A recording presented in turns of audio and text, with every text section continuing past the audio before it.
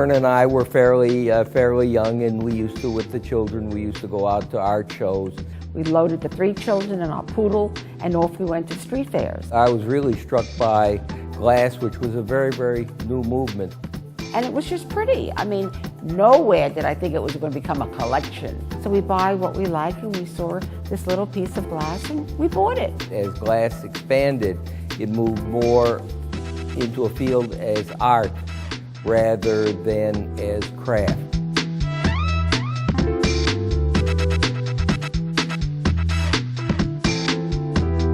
It's a very light space. Well, we wanted floating walls.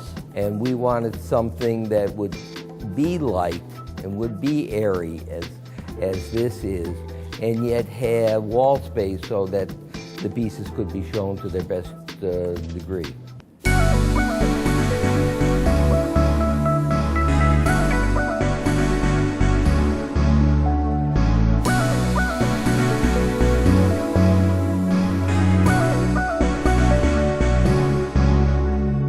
In this space, there is a wonderful installation by William Morris as you walk in. There's also a huge piece by John Kaneko, who is a ceramicist. One of the best pieces that I think, though, is the Robert Arneson, one of his huge heads.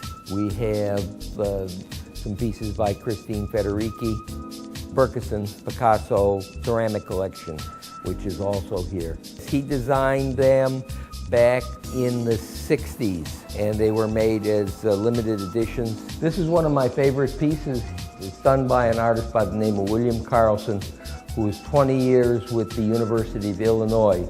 Myrna and I were very instrumental in bringing him down to the university as head of our glass department, and he now is the holder of an endowed chair in the arts.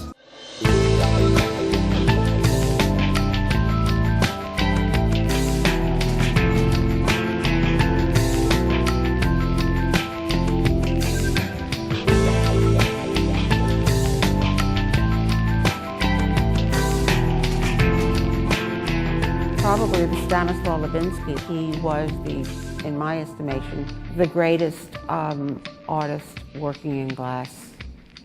His pieces are very simplistic, and yet it's got the dimension, the depth, the power. It's an existing world.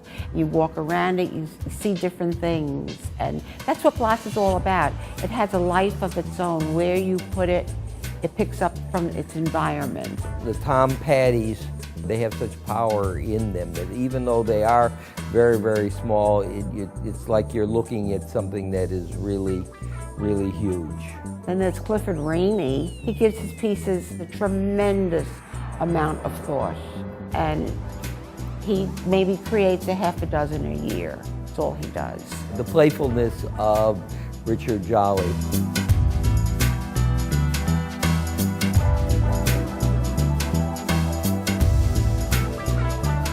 The early artists, and still a lot of them today, they like working with it because of its immediacy. You're working with a liquid.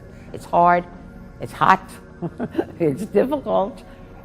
You don't primarily work alone, you have a group, and everything's got to be very synchronized. We have been collecting glass for approximately 30 years, and as we have gone along in collecting, we've become very, very close to a number of the artists. This is part of collecting glass that makes it so nice.